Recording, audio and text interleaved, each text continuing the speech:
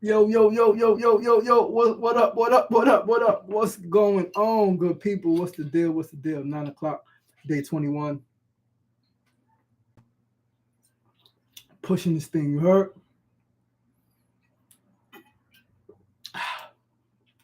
Pushing this thing for real, day 21.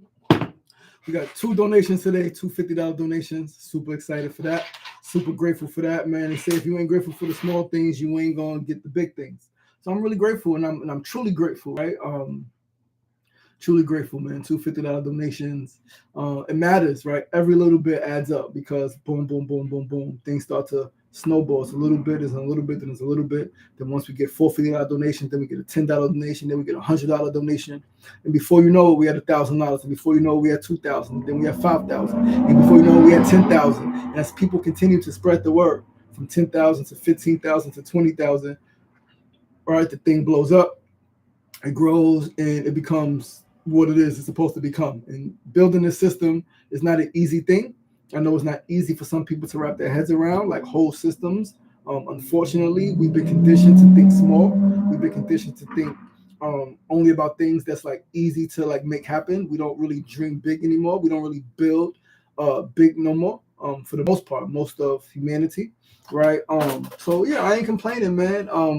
Gotta keep pushing, keep talking to people, keep following up with people, keep posting. Got to probably post the fundraising link a lot more, right? Probably got to be just on more, right? It's a fast-paced world. People are looking at things and forgetting. I get that. And so, yeah, April was here, and we're going to keep pushing, man. Keep pushing this shit. We'll be outside. I thought it would be Sunday, but the storage is closed Sunday, so we got to wait till Monday to put everything in storage, and then we'll be outside for the rest of the month, right?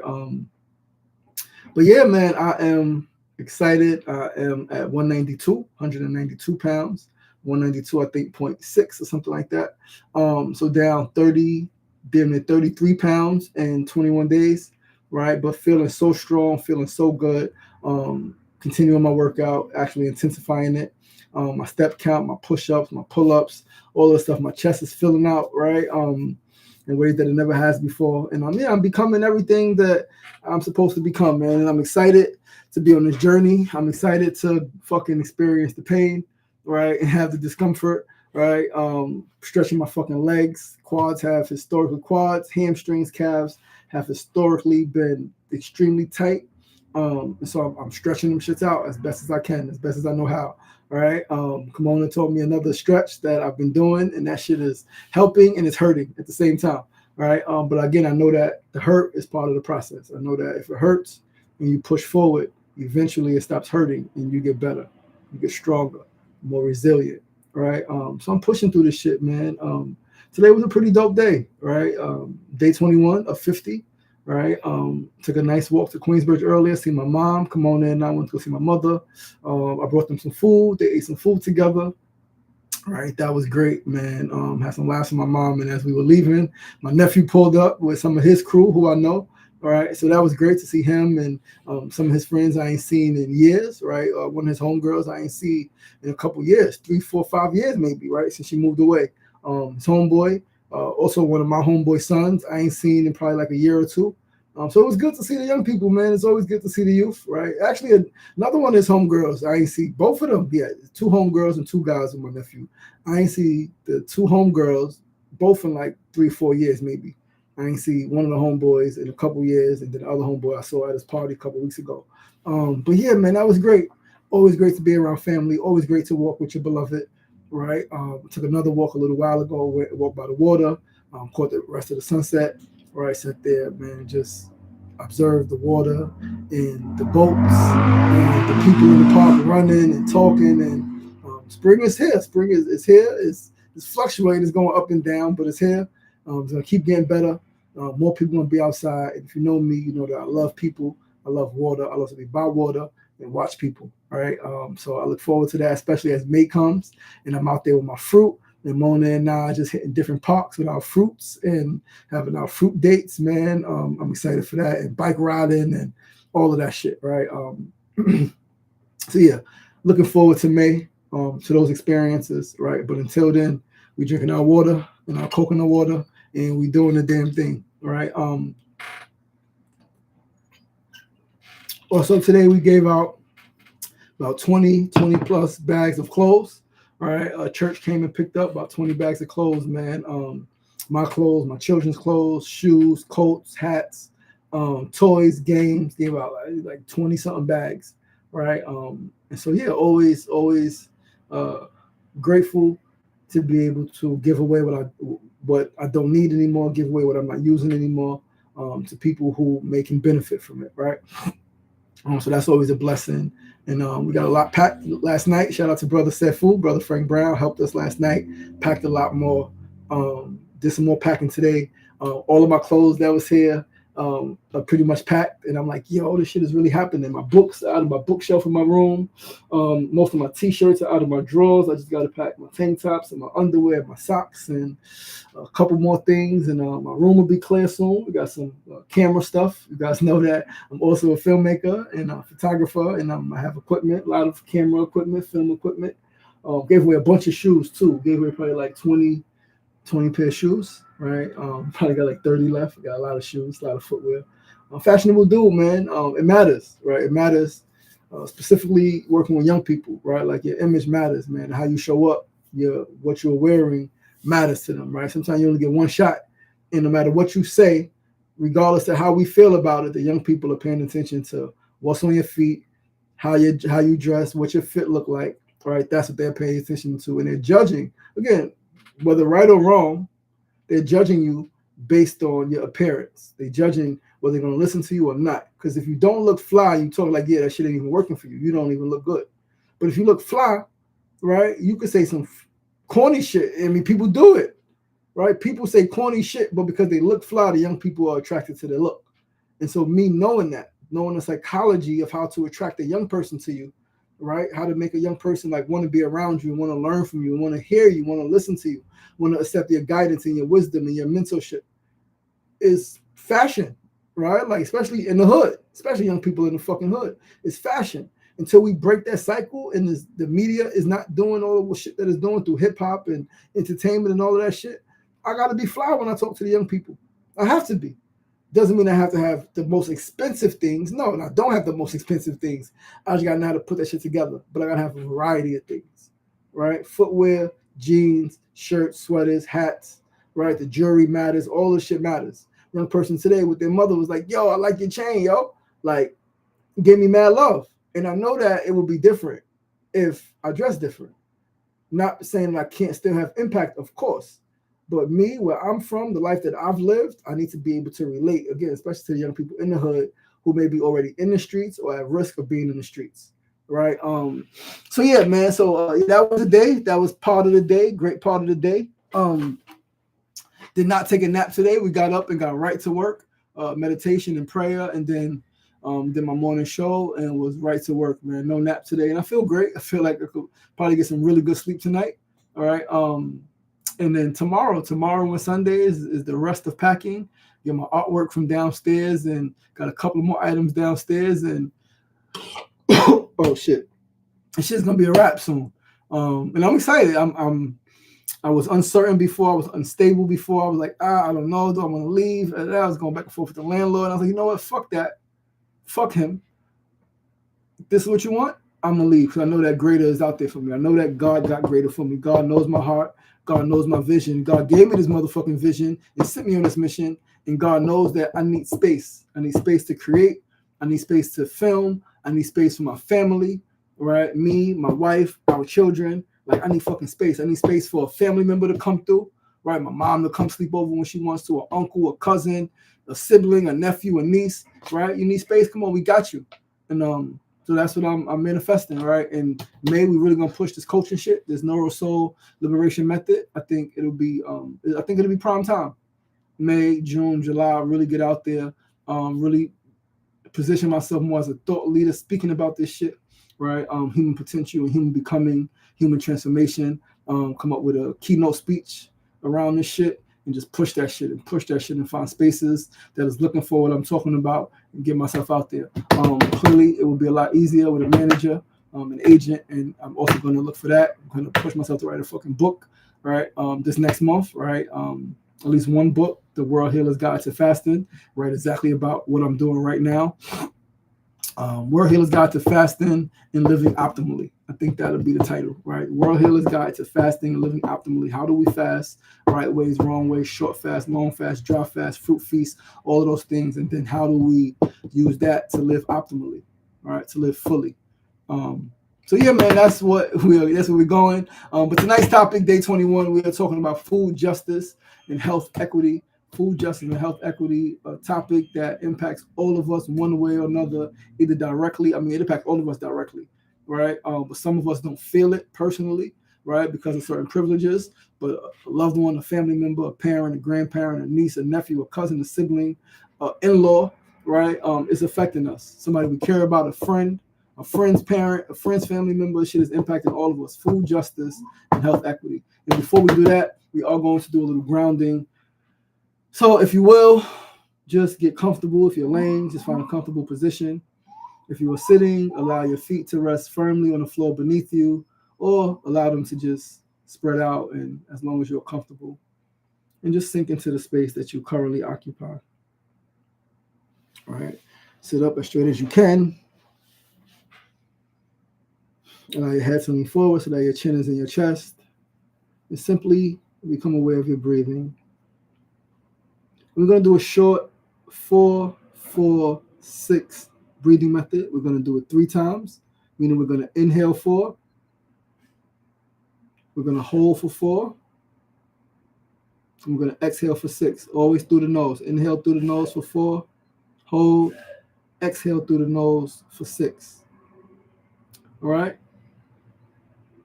All right, let's go now. Breathe in. Hold. Breathe out. Another one. Breathe in. Hold. Breathe out. One last one. Breathe in. Hold. Breathe out.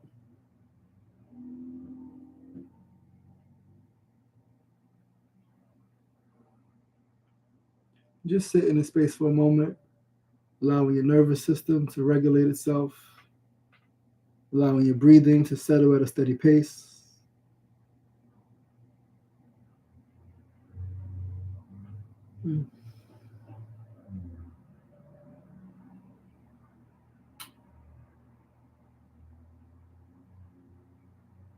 Thank you.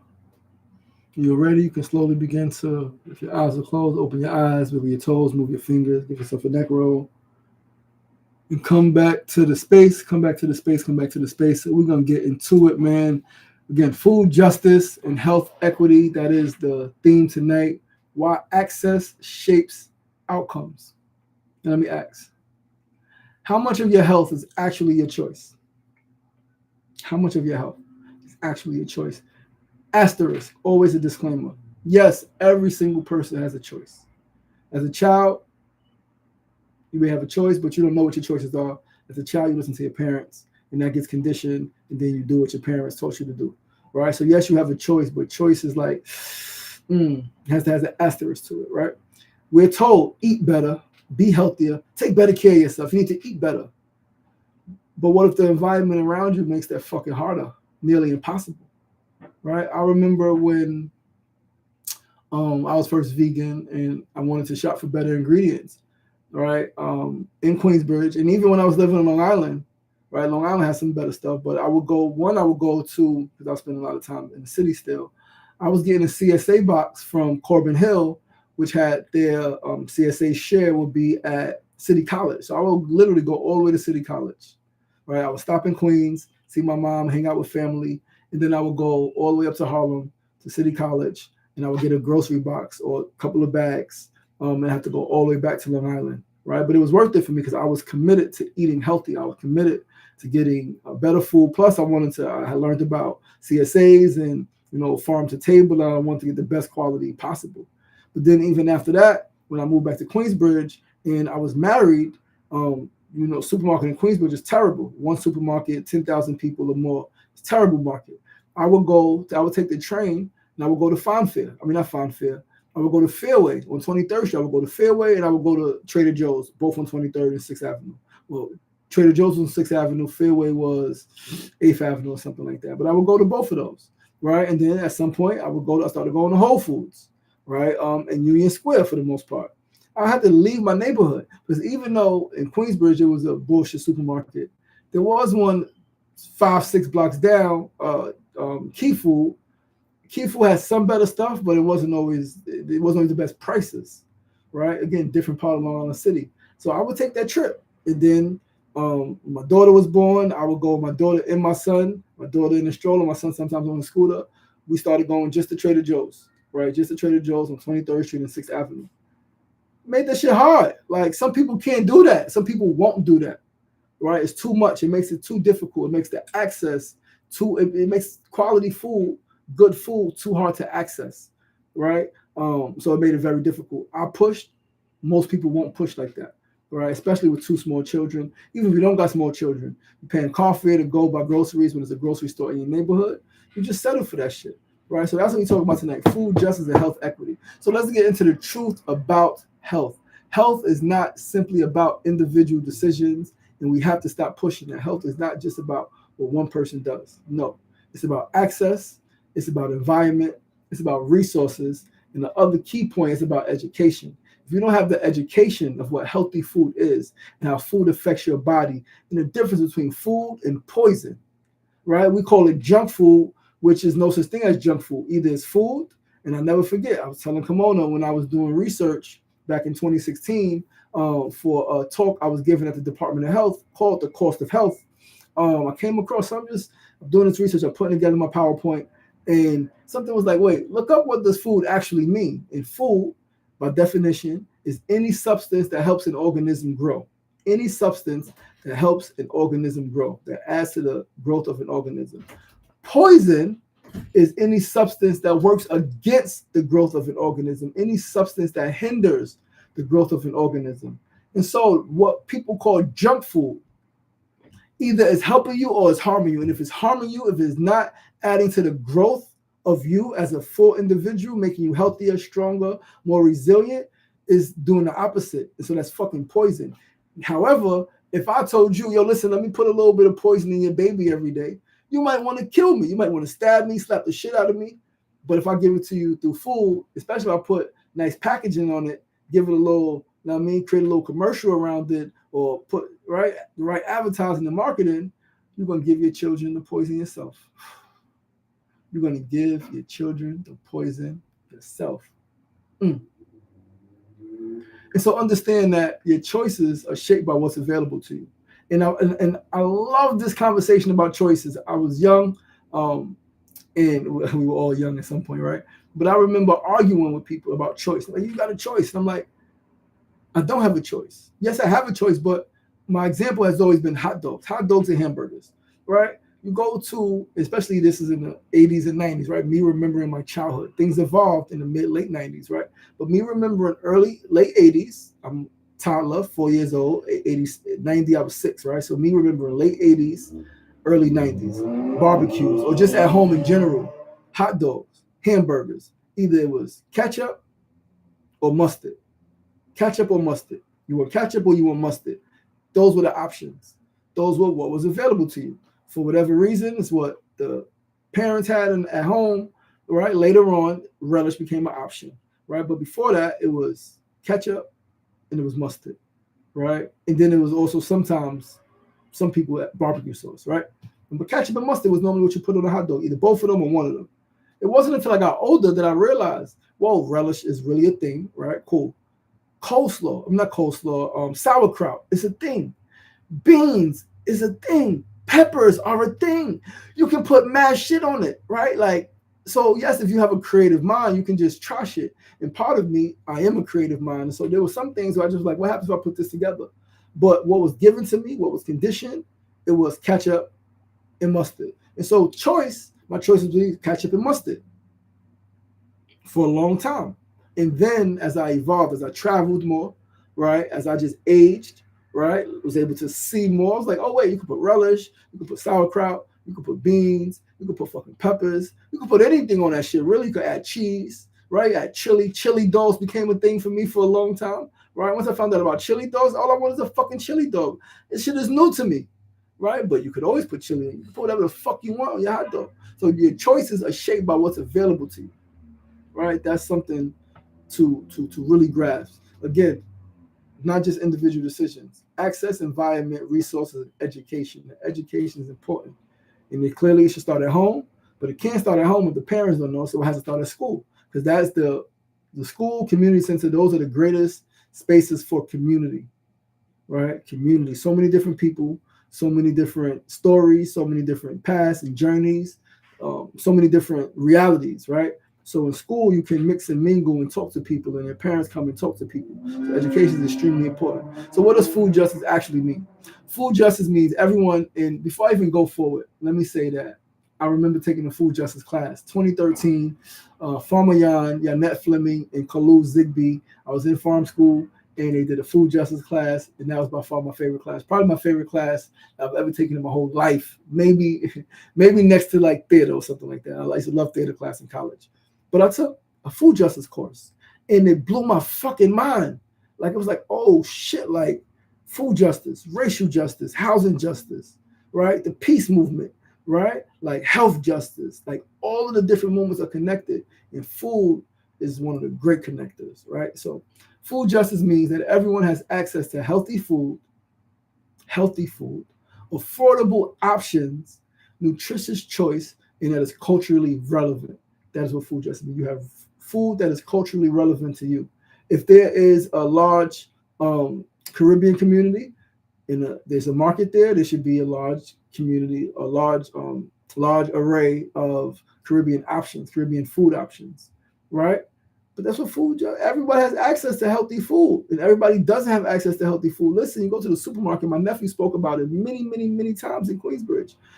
He still eats meat. He says sometimes the meat, you buy it and you get home and it's spoiled. They spray chemicals on that shit to keep that shit look a certain way. They take it out, they take it in the back. Some of the shit still got cancer in it, all type of growth hormones in this shit. Everybody does not have access to healthy food. Notice everyone has access to affordable options. Do you know that in Queensbridge, the supermarket, Found Fair, the almond milk costs more, the quart of almond milk, 64 ounces, right? Half a gallon, costs more than the big fucking almond milk at a market not too far. Like, holy shit, right? So affordable options. Some places, some markets you go in the hoods, strawberries is $10. It's like, yo, they $3 at the fucking fruit stand. $2, sometimes $1, right? And the quality is better there, right? So understand this. This is what food justice means. Everyone has access to healthy food, affordable options, nutritional choices, culturally relevant options, and not just in some places, but everywhere. Because healthy living should not be a privilege. It should not be a privilege. It should not be just that some people have the access and some people have the options and some people have the choices. No, it should be a fucking standard.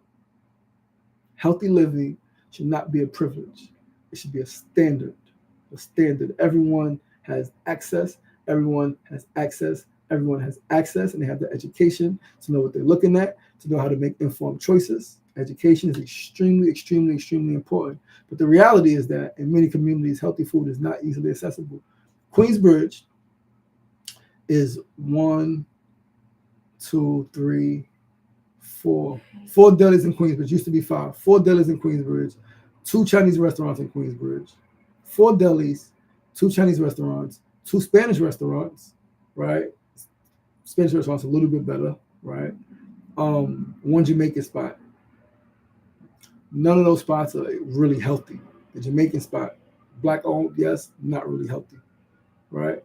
That's the only spot you may be able to get some certain kind of juice. I go there a lot of times, they don't even have what I'm looking for, right? I used to go there for motherfucking the vegan patties, the vegan Jamaican patties, vegetable patties, and they don't got none, right? All they got is the chicken, the beef, all of that shit. It's like the curry goat. It's like, damn.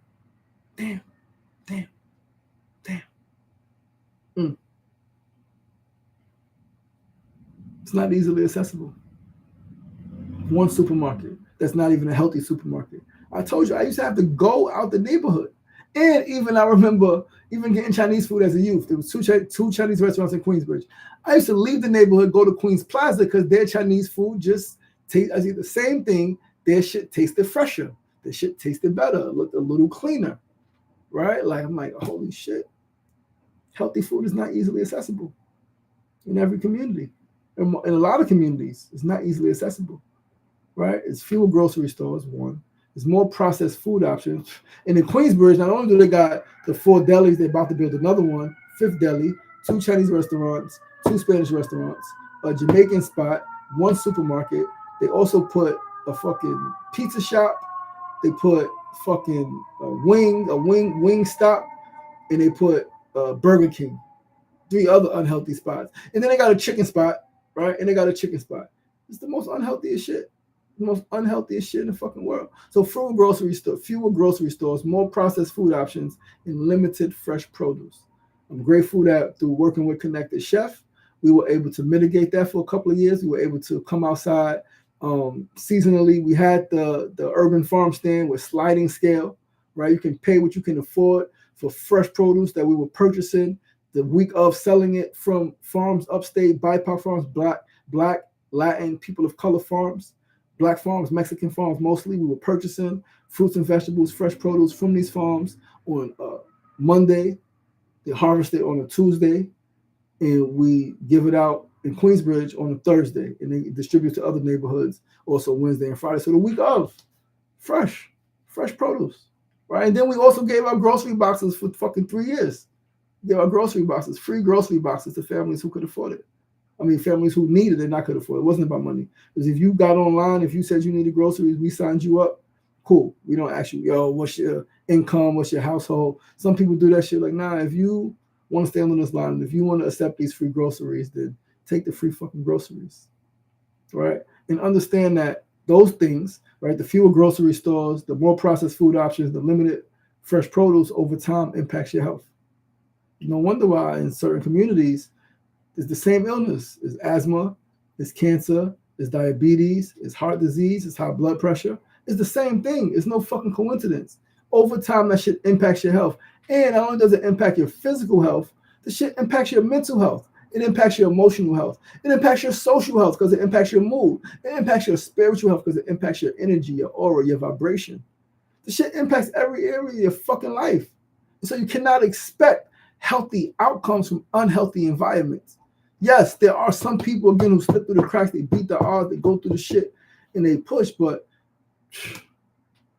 I guarantee you if we have better food options in Queensbridge consistently on a bigger scale, a lot of people doing some of the same things wouldn't be, especially if they were eating the food. If it tasted good, it looked good, and they were eating the healthier food, things would be a lot different in my neighborhood. And that goes for most neighborhoods, if not all neighborhoods. Things would be completely different if we ate better, right? So again, you cannot expect healthy outcomes from unhealthy environments.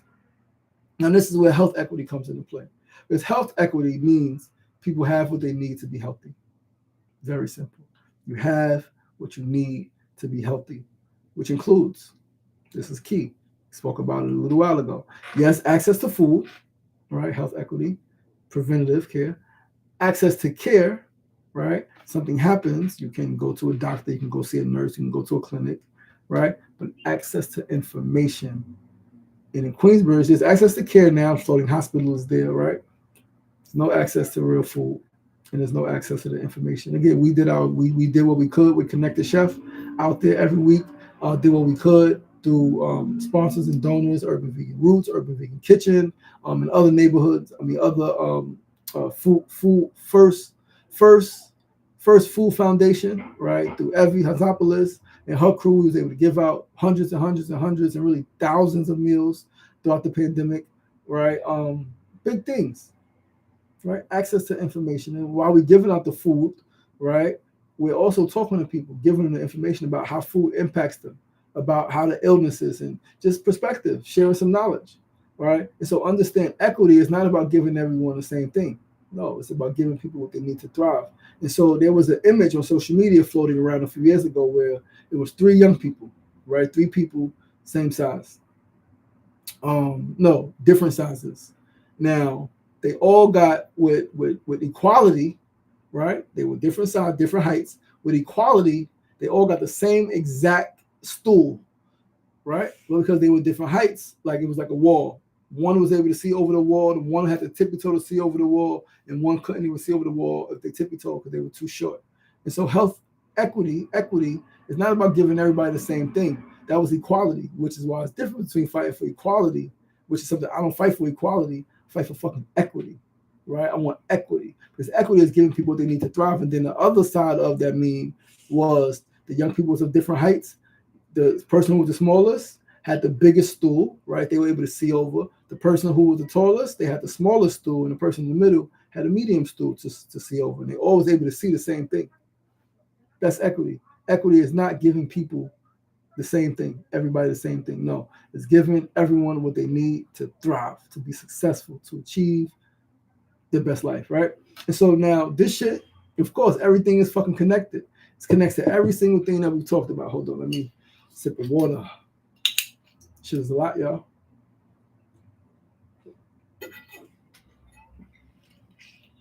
And this is something I'm extremely passionate about. My dad died of stomach cancer when I was 11. Did not have the information, did not have the access to better food, right? Did not have the access to the best care. He died when I was 11 years old, broke my fucking heart. And since then, I've lost 3 siblings to cancer, different forms of cancer.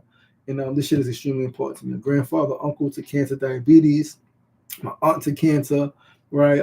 Friends to fucking enlarged heart or asthma or sickle cell or so many different things, so many different fucking things, right? So this shit is extremely important to me, and it connects to every single thing that we're talking about. Remember, environment. Your environment is what's around you.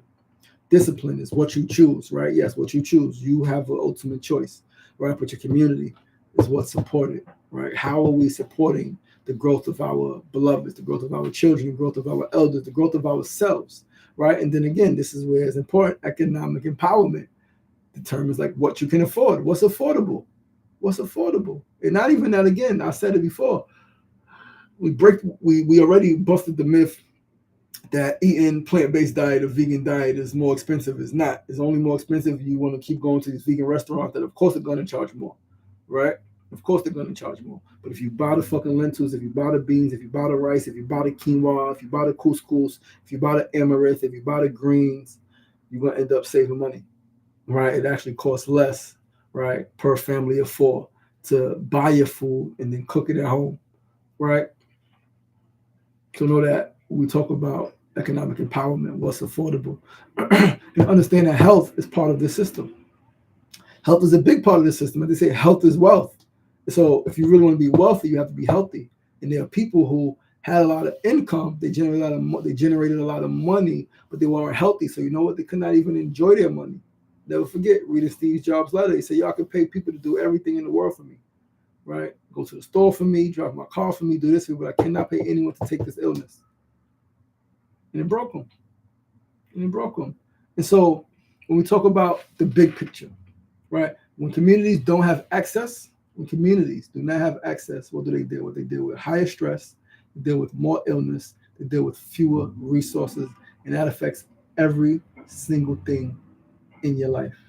It affects how you learn, it affects how you focus, it affects your sex life, it affects your mood, which then it impacts your relationships with yourself, with your parents, with your children, with your spouse, with your coworkers, with the strangers on the train if you're in New York City, or the strangers on the bus. It affects every area of your life. You're stressed the fuck out, and you sick physically, mentally, emotionally. It affects everything else. Everything. Now you think about the future, it affects everything. So know that health is not separate from life. Health is not a separate thing from life. No, your health fucking shapes your life. Understand that. And this is why this work matters. This is my vision. This is why this work matters. Because we want to create systems where healthy options are accessible. We've already started it, right? We want to create a system where education is available. Already started it, right? And we want to create systems where communities are supported. And we've already started it. So we just need to grow this shit out. This is why the money is so fucking important, because we're doing it on such a small scale where so many people don't even know some of the things that we're doing. Because we need to market. That's a huge part of it, right? Word of mouth, yes, but marketing is extremely important.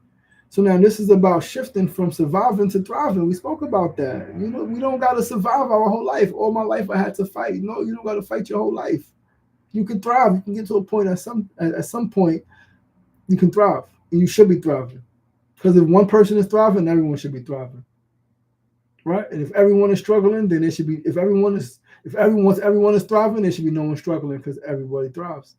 My motto is together we rise. Kimona added the motherfucking secret sauce and said together we thrive. That's the whole vibe. And that's a bar. All right. But audience reflection, man. Let me ask you guys, what does access look like in your neighborhood? What does access look like in your environment? Is it supporting your health or working against it? Please answer. In my neighborhood, I'm gonna tell you, access is working against my health in my neighborhood. It's working against the health of my mother. It's working against the health of my nephew. Right? Liquor store next to the chicken spot, next to the check cashing place. So cash your motherfucking check. Then buy some liquor because it's been a long week. You deserve it. Then go get some chicken. Don't cook tonight. Cycle repeats. We get ill and blame it on God. Blame it on the devil. It's like, nah, like you had a choice. But again, environment shapes your choices. Environment shapes your choices. If the options are not there, most people are going to think, let me get on the train and go get some better food. Let me go get higher quality food. Even if I'm going to eat the bullshit, let me go get it from the best place, right? Let me go do that.